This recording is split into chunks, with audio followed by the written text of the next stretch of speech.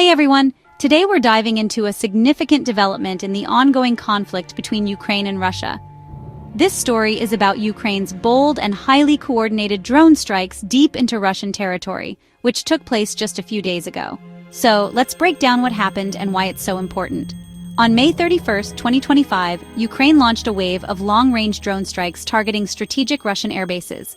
These strikes were confirmed by both Ukrainian and Russian sources, and are considered one of Kiev's most daring operations since the full-scale invasion began in 2022. The primary targets were Engels Air Base in Saratov Oblast and Mozdok Air Base in North Ossetia. These are key locations for Russia's strategic bomber fleet, which includes the Tu-95 and Tu-160 aircraft used in long-range missile attacks on Ukraine. Satellite imagery analyzed by open-source experts shows fire damage at Engels Air Base, with at least 2 aircraft believed to be affected. Meanwhile, Russia's Ministry of Defense acknowledged minor damage but claimed that most drones were intercepted. However, unofficial sources, like pro-war Russian Telegram channels, suggest that the damage might be more extensive, with emergency services deployed to manage the aftermath. Ukrainian officials have described these strikes as a calculated deterrent in response to Russia's recent missile attacks on civilian infrastructure in cities like Kharkiv and Dnipro. A senior Ukrainian military source stated, "When Russia uses its bombers to attack Ukrainian cities, those bombers become legitimate targets, wherever they are." Interestingly, Ukraine's Ministry of Defense has not officially claimed responsibility for the strikes, adhering to a policy of strategic ambiguity when it comes to operations within Russia.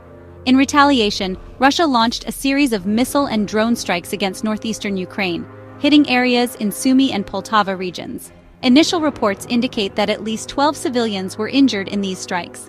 Russia has condemned the Ukrainian drone attacks as a terrorist escalation and has warned of severe consequences.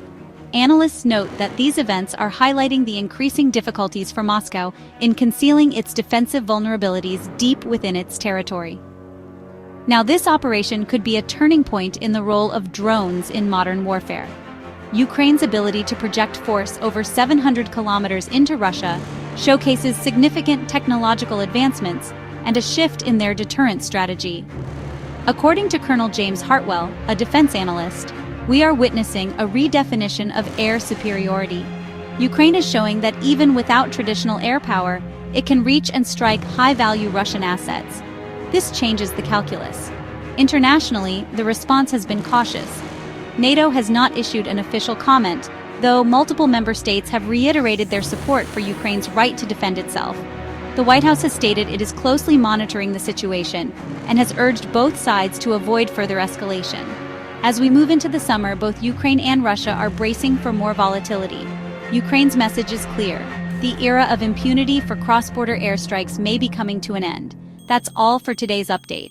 If you found this video informative, be sure to like, subscribe, and hit that notification bell for more updates. Thanks for watching.